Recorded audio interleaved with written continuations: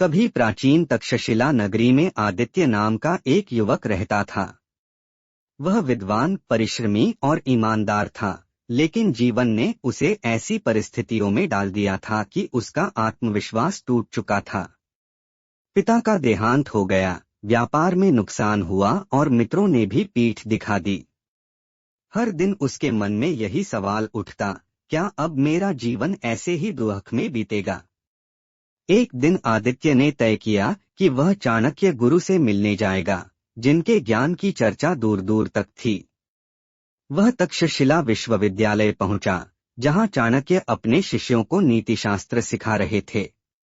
आदित्य ने विनम्र होकर कहा, गुरुवर, मेरा जीवन दुख से भरा है।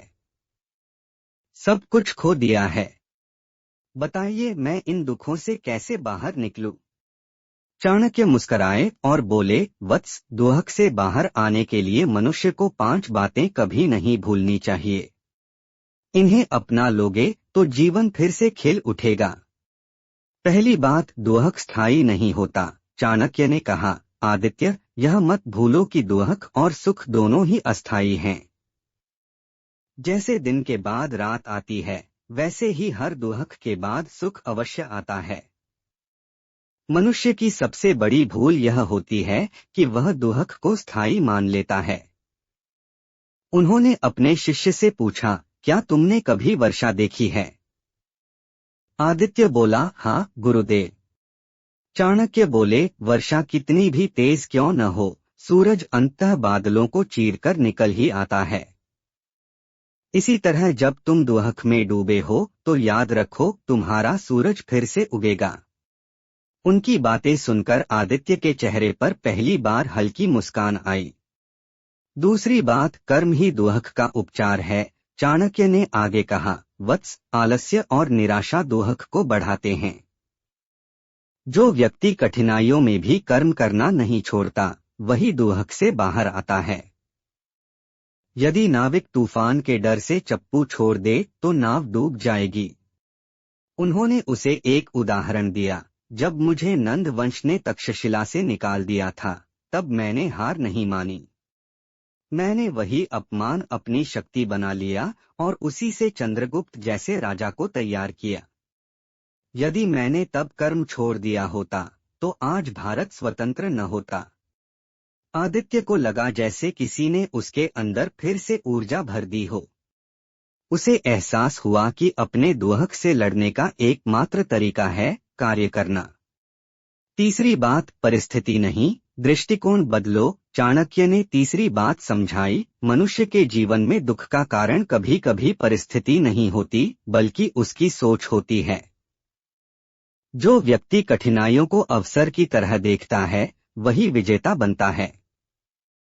उन्होंने कहा, अगर खेत में पत्थर मिल जाएं, तो किसान रोता नहीं, बल्कि उन्हें हटाकर बीज बो देता है।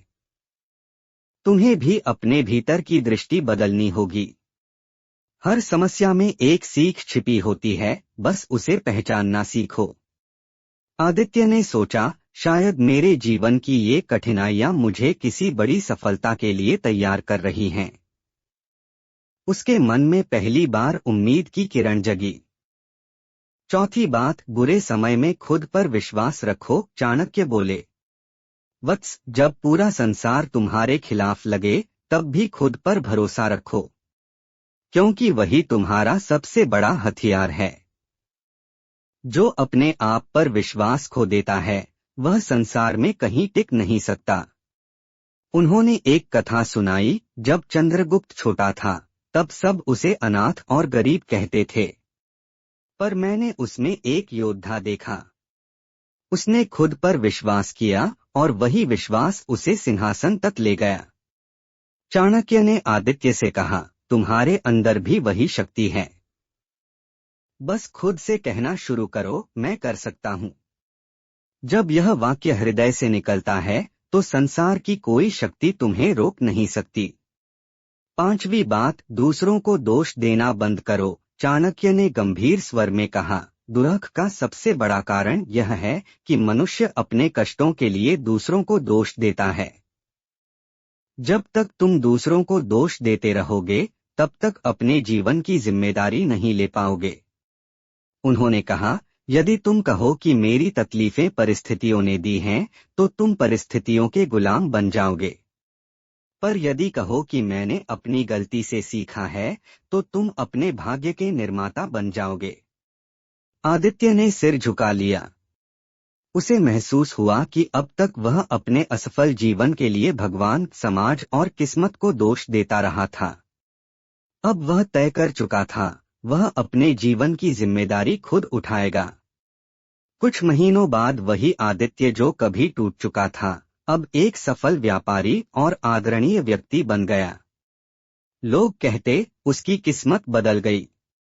पर आदित्य मुस्कराता और कहता, किस्मत नहीं बदली, सोच बदली है, और यही चाणक्य की शिक्षा थी। उसने अपने घर में एक पत्थर पर खुदवाया हुआ शिलालेख लगाया, जिस पर लिखा था, जब जीवन दुहक दे तो चाणक्य की ये 5 बातें याद रखो, दुहक स्थायी नहीं होता, कर्म ही उपचार है। दृष्टिकोण बदलो, परिस्थिति नहीं। खुद पर विश्वास रखो, दूसरों को दोष मत दो। और सच यही है, जो इन 5 बातों को अपना लेता है, उसके जीवन का हर दुहक धीरे धीरे मिट जाता है। कहानी का संदेश, दुहक से बाहर आने की शुरुआत मनुष्य के मन से होती है। अगर चाणक्य की इन 5 नीतियों को जीवन में उतार लो, तो कोई भी अंधकार तुम्हें लंबे समय तक रोक नहीं सकता। ऐसी और भी मोटिवेशनल स्टोरी के लिए चैनल को सब्सक्राइब एंड वीडियो को लाइक करें।